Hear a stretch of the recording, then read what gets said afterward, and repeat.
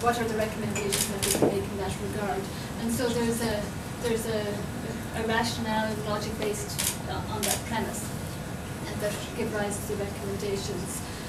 So I think that would be the main differences in inputs into it. In terms of the actual recommendations, I haven't done a side-by-side comparison at this point.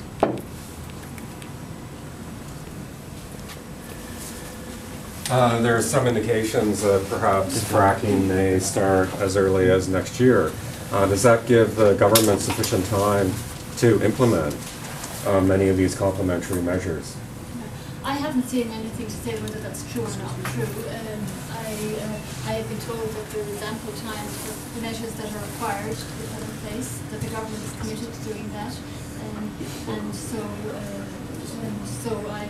I believe it to be true that there is time to put these in place before the industry goes away. Okay.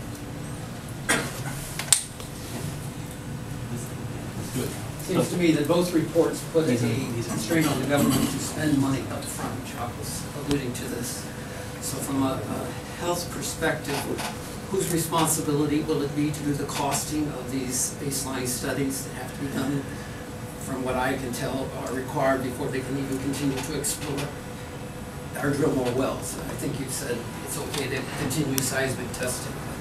We have concern about drilling even exploratory wells. So who will be doing costing of your recommendations?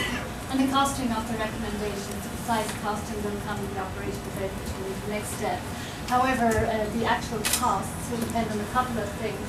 Many of the actions of public health are carried out not by the health department, but by other government departments and other individuals and organisations throughout the province. That's true for all actions in public health, whether it's work on injury prevention or obesity, and it's true for this one. So the cost will depend on the amount of collaboration and support and team effort that can be put into meeting these recommendations. In fact, I believe that these recommendations are reasonable and that they are what should be routine public health practice. The other point I'd like to make is that these are, it's not a question of having costs or no costs. It's a question of how can we more appropriately spend money to prevent problems. Because the money will be spent anyway if we have problems and have to fix problems, or if we put money to offset problems. It's usually, in fact, it's invariably cheaper to do it up front. Okay, so are you guys set with your general stuff? So while the time is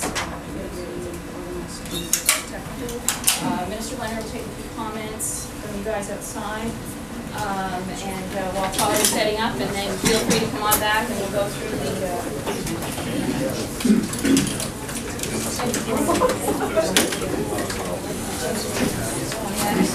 excuse me.